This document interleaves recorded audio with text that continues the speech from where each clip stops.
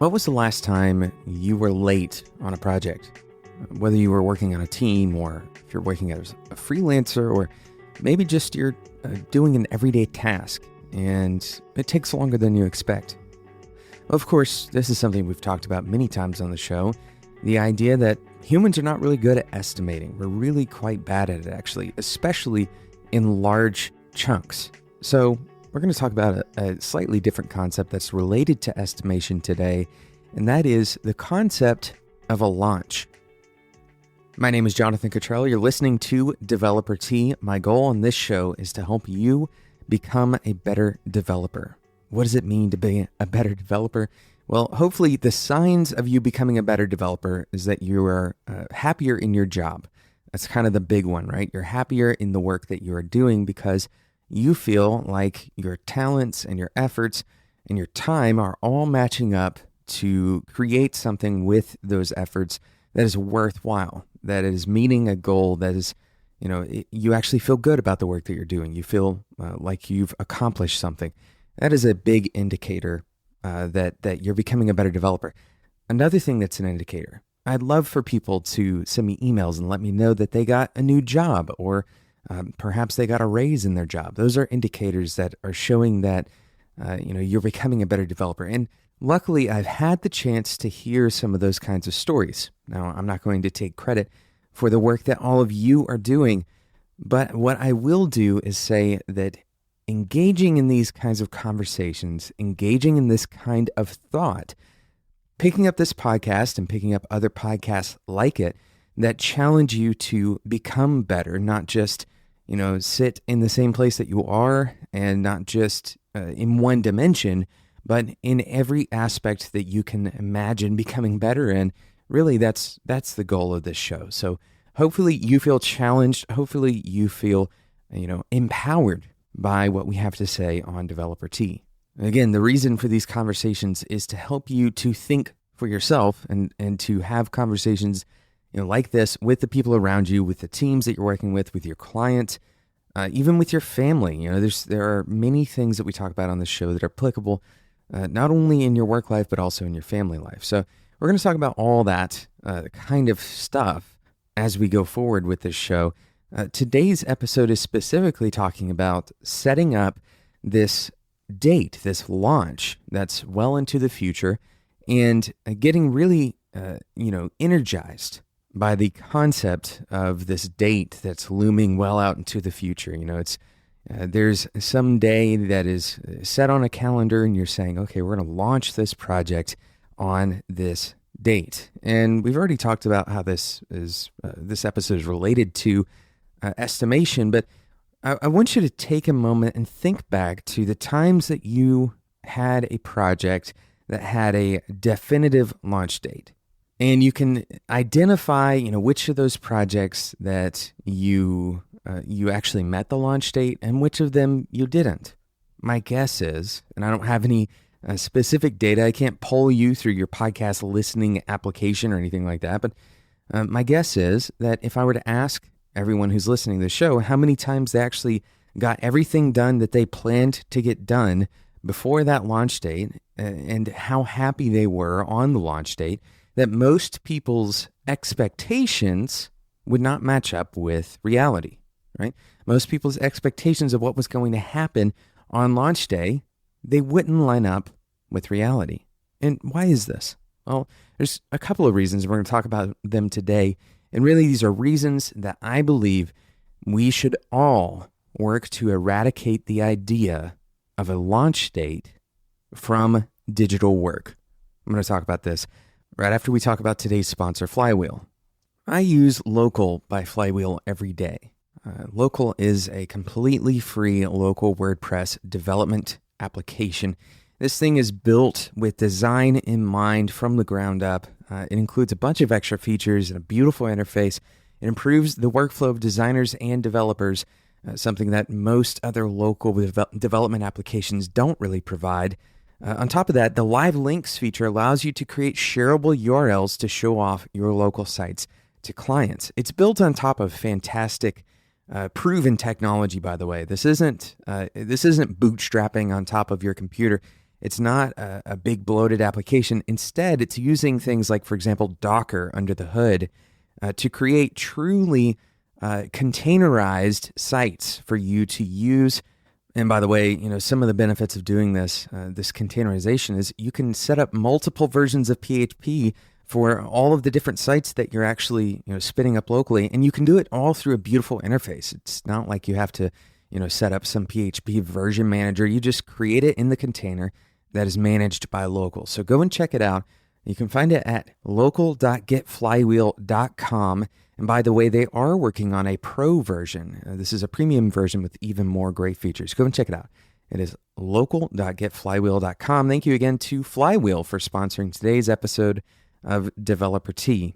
So we're talking about why you shouldn't set up a launch date. You shouldn't set a date on the calendar that you're considering the launch day. Now, I have to be honest with you. There is going to be a day where the state of the application as it relates to the general public, it becomes available, right? This is the launch day that we all perceive, this day that's at the end of the project, is very different from this day, though, because this day needs to happen a lot sooner. And that's really kind of the big message that I want to get across in today's episode. If you set up a launch day that is distant into the future, then you're missing out on a lot of, first of all, the native benefits of creating something in the digital space. More specifically, creating something in the digital space that is based on network availability, based on network delivery. This is especially true, for example, for web applications. Web applications can have a new version any given minute. I can launch a new version of a web application today, and you would get that version today because whenever you use a web application through a browser, you're actually going directly to that application, and the new code is always available. It's you're only using a client to consume that application. So the concept here is very simple, but it's also often missed. It's often misunderstood, and it's often not taken advantage of.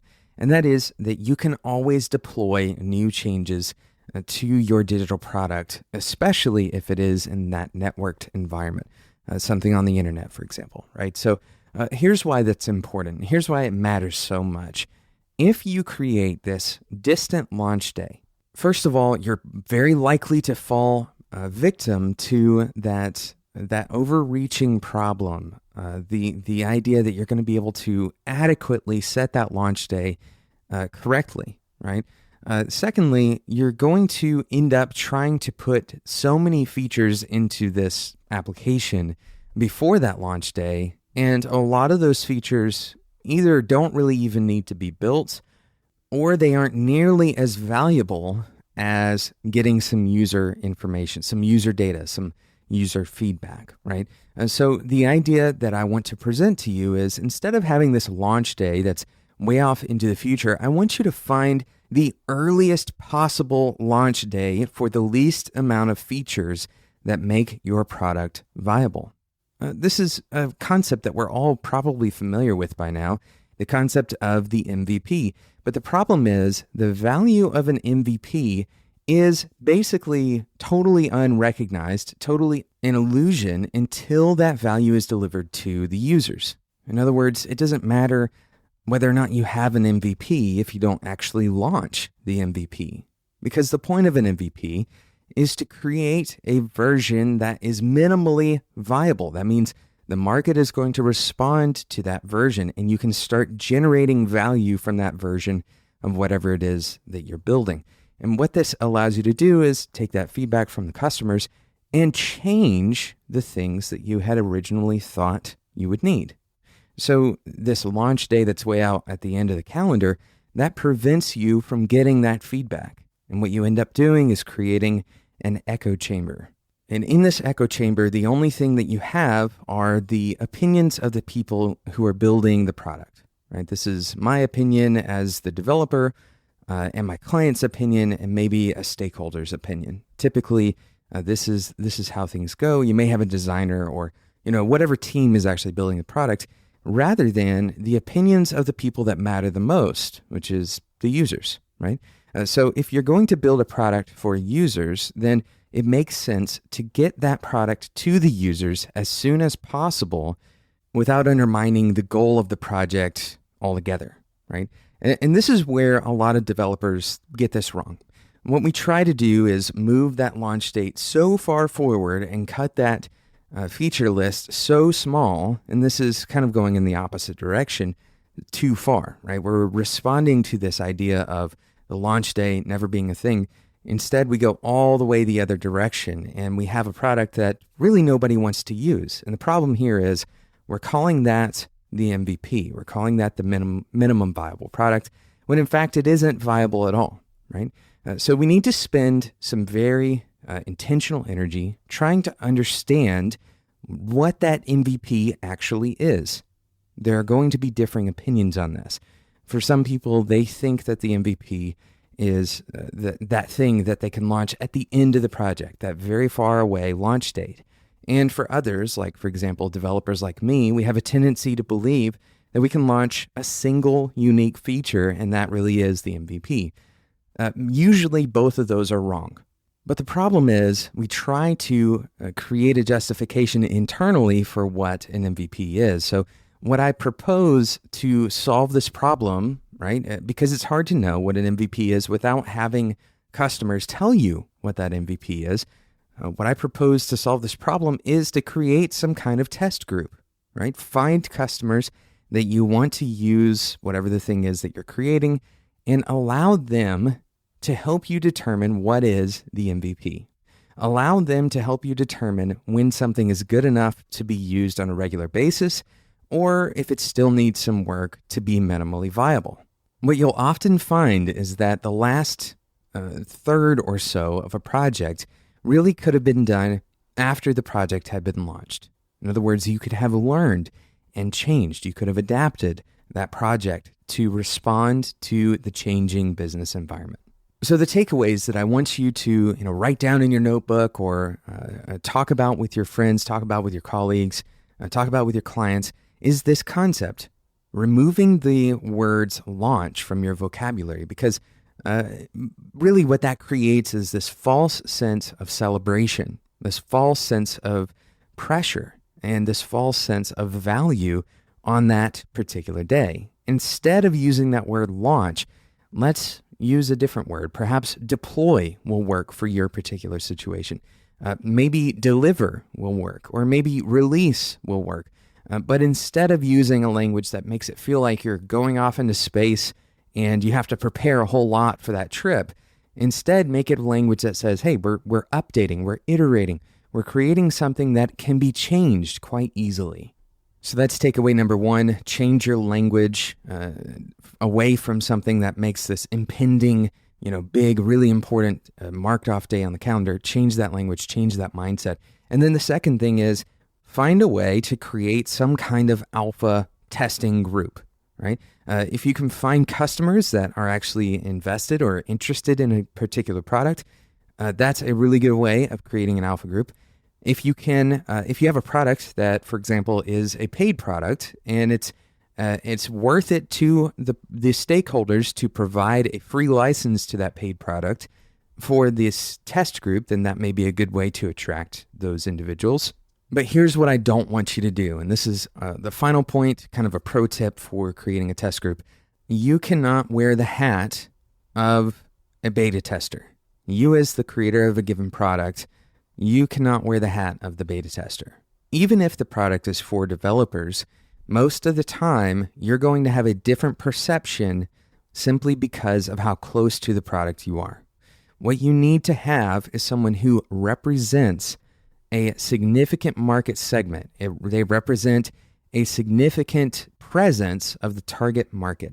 Even if you are building something for developers, I highly encourage you, if at all possible, to avoid being a part of that test group. Don't allow the client or the stakeholders to be a part of that test group either. And this is super important because what it does is it keeps the opinions from bleeding over. It's very difficult to wear those hats and truly separate your differing motivations on either side. Thank you so much for listening to today's episode of Developer Tea. Thank you again to Local and Flywheel for sponsoring today's episode. Remember, Local is the application made by Flywheel, and you can get started with Local today for free. It's totally free, by the way. I use this application every single day. It's a beautifully designed application. In fact, I've met some of the folks at Flywheel, and they are truly dedicated to creating a good product here. So go and check it out, local.getflywheel.com. Thank you so much for listening. I hope that today's episode has been challenging and encouraging. And until next time, enjoy your tea.